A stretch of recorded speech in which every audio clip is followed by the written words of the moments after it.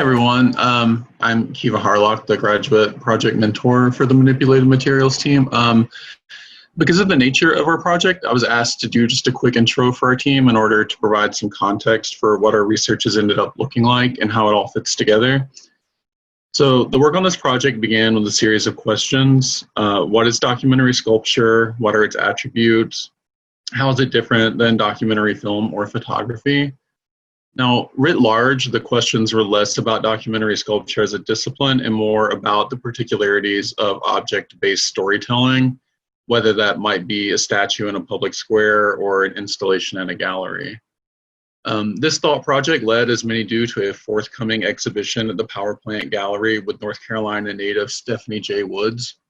So led by Caitlin Margaret Kelly, our Story Plus team of Mina Jang, Aisham Khan, Resilience Williamson, and Jade Shion, we're able to use this exhibit as a point of departure and explore ideas around the body, senses, materials, and how knowledge is created through object-based art.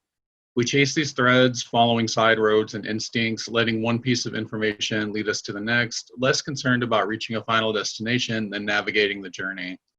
The research outcomes presented here, as with the work of any artist, are mediated through both physical and mental states, taking on the shape they were intended to be.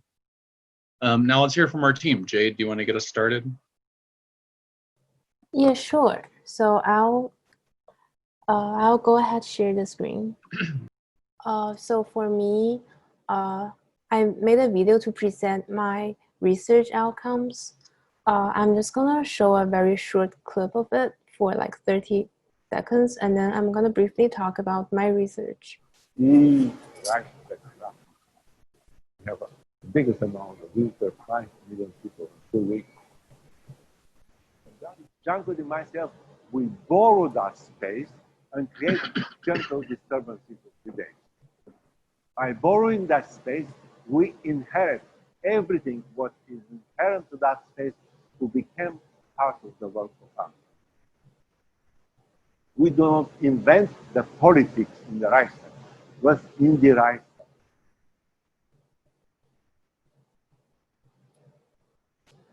So this video's title is A Work of Art in the Age of Mechanical Reproduction. And in this video, I use archival materials from photographers Bern and Hila Betcher and land artists Crystal and John Cloud to create a conversation across time with Walter Benjamin to challenge his theory on the work of art in the age of mechanical reproduction. So just give you guys a brief intro of where the idea of this video came from. Basically, I want to use this video to examine how after 8 decades of the article, The Work of Art in the Age of Mechanical Reproductions publication, our works have been shaped by mechanical reproduction. I came up with the idea of this video as I researched on how artists conduct research via their artworks, yet I found out that artists' role as scholars is still largely undefined. So they are artists who make works that are generally considered as of scholarly nature, and there are other artists whose works are equally informative, regardless of how they are categorized academically. I therefore selected 2 groups of artists, photographers Bern and Hila Betcher and land artists Crystal and John Cloud, to illustrate the scholarly values of their works. So Bern and Hila Betcher are known for photographing disappearing industrial infrastructure in Europe, and Crystal and John Cloud for site-specific installation, often wrapped in fabric. While researching on them, I came across how the reproducibility of their works does not necessarily reduce the aura of art, as Walter Benjamin argued in his essay. Rather, it is the unique time and space their works situate in that make their art so powerful. I'm Mina, and so I focused on material choices in art, and so I made a comic about that, so I'm just going to screen share that. But yes, so I made a comic called Ball Caps, Couscous, and Plaster Lobsters, art materials. And so I studied a variety of works, specifically ones that use objects that one might consider traditionally unconventional. Like this one here on the page, it's Drew Scott who took yarn and fiber and she just wrapped them around objects like a shopping cart, car keys, doorknobs until they look like cocoons. And during my research, the main questions I had were, why did an artist choose a specific material? Why was it important? How much of that importance could the audience be able to know after taking in the completed work? And to understand, I focused specifically mainly on Inge Schonebar's The Swing After Fragonard and the Dutch wax fabrics that he used to create the 18th century French aristocratic style dress. And what I found through reading and like researching about the installation was this complex history behind those fabrics and ties into themes of imperialism, cultural identity, and appropriation. And I realized after looking at all these pieces and reading about like the history and meaning that goes into these materials is that we might not leave like an installation or an exhibit with a full depth of a material's importance, its history or meaning, but we can leave remembering it in a new light. And with Schonebar's piece too, I think even if you don't know the history behind the material, you still feel familiarity towards the costume's traditional style, but also there's a distance with like what he includes with like the Chanel modern logo. And so I think we can combine what we already know when we enter an exhibit with this new information and how the artist knows this object personally. And we don't have to accept the artist's perspective, but we're at least taking it in as we experience the art, which I think is a great feat on its own. And so I think I just try to show that with the comic. But yes. Hi guys, I'm Aisham Khan. I'm a rising sophomore, and my leg of research was the senses in object-based storytelling. And for that, to kind of share my research findings, I made a zine that is basically, I would describe it as a poetic essay. I'll just share my screen right there. Okay, cool. So about the senses in object-based storytelling, the senses, as we know, are touch, taste, smell, sight, sound, and I kind of argue that documentary sculpture is a sensory experience. And so the questions that I wanted to answer was, what senses do we engage the most and what do we not engage within art? And the most obvious idea is that art primarily operates in the visual realm, especially after like the mid-19th century when museums became a public space. You could no longer touch museum objects, and you definitely can't like taste them or go up to them and smell them. And so the question that kind of brought my research together was, how does objectifying art in the visual realm, what does that do in terms of how we're alienated from our senses? And I came across a lot of research about how arguably it is more feminine and more empowering to engage all of your senses, especially touch. So my kind of zine and kind of essay takes the idea of abject art, which is very popular within sculpture. And I researched a lot of menstruala, which is art about menstruation. And what I found was that sculpture and art around menstruation presents it as this abstract concept whereby female sensing is this beautiful and elevated and aesthetically oriented thing, and we construct this like femininity around it that not only excludes trans people, but it alienates us from the real world sensory manifestation of menstruation. So I created my kind of visuals and my essay looking at poetry as a visual and tactile experience that uses your kind of sensory memory to recall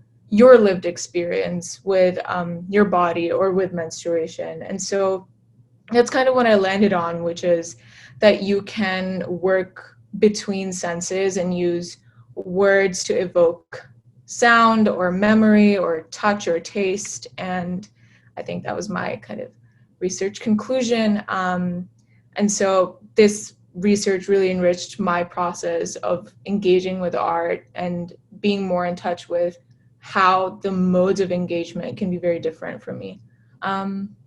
So yeah, that was me, and I guess we can move on now. Thank you for listening.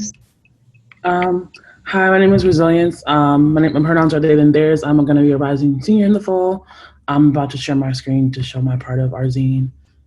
So part of the research was focused on the way that bodies kind of manifest in this realm of documentary work.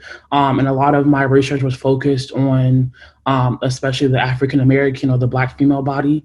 And so for my research, a lot of what I was kind of curious about, as like we were hearing all these different things, the news cycle was looking at the way that for women of color, especially for Black women, there's this thin line between exhibition and existence where our body like serves as a prop on the different stages that we navigate. And so my research, a lot of what I did was I did Zoom meetings and phone calls with a lot of the Black female artists that I know. And basically this shape is supposed to be kind of the silhouette of the stereotypical version of a female identifying person. And in there's a bunch of words that the artists I talked to kind of shared when they were thinking about their bodies and the way that it manifested in spaces. And I think one of the ones that resonated with me most was words like sensual and sexual and object and disrespect. And a lot of times when people talked about their body, it's like, they felt like their art is something that lets them be obscured from the dangers or the threats that their body would encounter on the street space. Because when they enter the performance sphere, it's like their body has this realm of protection around it. It's like people are looking up at you, but they can't really touch you or really get to know you because they're looking at a performance. Whereas if you're out on the streets, there's so much more that you kind of have to do to perform and protect yourself. And basically what I did with my project, the video is not in this presentation because it's kind of long. But what I did for my project is, as someone who identifies as a Black woman but uses they, them pronouns, I was thinking about the different spaces that I occupy as well as the other artists around me occupy. And so the title of my monologue piece is called Mixed Interpretation, because mix is basically like the gender neutral version of Mr. and Mrs. And basically it sounds like misinterpretation. And basically I noticed that when I originally started my project, I was really focused on the roles that we play as Black women in different spaces, whether it's the therapist, the sister, the mentor, the mom. And I feel like, those roles are often projected upon us and not necessarily roles that we come forth with ourselves. And so as I talked to more and more artists who kind of said that their work intended to break Black women and women of color beyond that character, I thought it was more important to look at the stages that we occupy. So these spaces that we enter that make us feel like we have to perform. And the 4 stages I kind of gathered was the performance stage, which is where we're actually acting and performing and displaying our artwork, whether that's a dance concert or a slam competition or a photo exhibit. And the academic stage is these spaces where our artwork is discussed and critiqued and have agendas projected upon it. Because I know that when I was in school, I was hearing a lot about the work of poets like Maya Angelou and talking about how this is inappropriate or like what it means to be academically rigorous as a Black content creator. Another space that we also referenced was the boardroom spaces, where we engage in these collaborative, team-based work and professional environments. And basically in these spaces, people often make assumptions about our ability to be team members when we're setting those boundaries for ourselves. Because I think a lot of times what artists kind of lose track of in creating content is that aspect of self-care. And sometimes like Black artists are expected to kind of burn out because everyone thinks we're perfect and it comes naturally, but a lot of our craft is very curated and deeply cultivated. And so sometimes when we can't set those boundaries in that space, we kind of just lose sight of ourselves. And the last space is the bedroom stage. And basically this is where like our bodies and sexuality and other sexual desires are explored and experienced. And I feel like in this case, a lot of the artists I talked to talked about how sometimes like they don't really get to play that innocence role. They're often, if they're actors and or dancers, they don't really get to play. They don't really get to play children coming of age, because often their bodies are seen as too developed to really embody that role. Or sometimes they want to do simple dance moves, but they feel like it seems too sexual, even if that wasn't even the context that it was in. And oftentimes, a lot of the artists that I interviewed shared they feel like as Black women and as women of color, they don't really get that space to have nuanced sexualities. And so sometimes, like when people see us, all they see is like this guise of sexuality that they project upon us, rather than taking and acknowledge the real reality of our lived experience with sex. And then just to kind of end that, like I wanted to share a quote from the monologue. And basically the quote is, "I am a survivor of miseducation, subjected to misinterpretation, but this is a reclamation of my narrative." And basically that's what I'm trying to do with the monologue, is I'm looking at the ways that people are looking at me as an artist and making that a critique, but also, you know, evaluating the level in which I consume those roles and perpetuate them myself. Hey, thanks so much, everyone. We have time for just like one or two questions, maybe. I have one right here from Ranjana Khanna. Hi, Ranji. She says, all of you did research on materiality and or embodiment in art. And how did the experience of doing this work in a remote context and under quarantine inform your thinking? For me, like looking at the way like bodies are presented, I think I kind of went a lot to like social media, because sometimes the way that bodies are presented in like digital context is very like glossed over and polished, and oftentimes that is a very performative thing. Like everyone understands that Instagram is just a glimpse of our life, but people aspire to look like someone's Instagram feed, and I feel like that really related a lot to everyone wants me to be who I am on a stage when I'm in and I'm in character, but that's not necessarily who I am when I move from my day-to-day life. So I think it was very interesting to kind of like vent and rant that off with the artists that I interviewed. For me, I feel like it's kind of like an interesting paradox, because one group of the artists I was researching on, they like photograph disappearing structures. So like everything we see on the photos, they are already gone. And the other group of artists, they work on land art, and after like they install the artwork for like 2 or 3 weeks, they also just like take them apart. So their works are kind of temporary in nature, and both of their artworks create a very unique site-specific experience. So for me, like sitting in my room doing the research, I can definitely echo like how important it is for the audience to actually experience the space on site. So I don't necessarily feel like I'm alienated from the project just because of that. At the same time, I think I feel closer to the kind of experience that the artists are trying to create. Anything to add? Yeah, I would just say that my research on the senses, I feel, came at a very important time, which is at a time where I could not physically interact with any of the work I was researching, because originally our team was supposed to be physically involved in curating an exhibition. And so all I can say is I learned, it kind of forced me to be more creative in my work in the future, which is to think about how you can create an experience for someone and never meet them or see them or physically interact with them. So I think it was very valuable to do this kind of research in this time, because it really forces you to use what you have virtually. Yeah, I guess like to add on, like for me, like when I was looking at the materials remotely, like online, I think like while I was like staying back at home, like I saw that like a lot of like the objects we used were like also like household objects or objects that I already knew of. So I think like seeing how like the artist perceived them and like thought of them and used them, that also like added to like how I viewed the object from now on after I looked at the piece. So like I guess like things like even like a car care shop, like a shopping cart, also like kind of changed in the way I see them.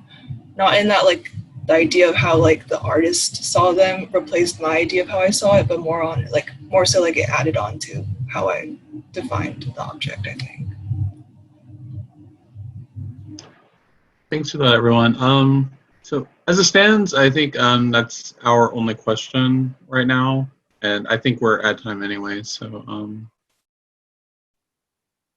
if that's it, then yeah, thanks everyone for your work, and thanks also for listening, everyone.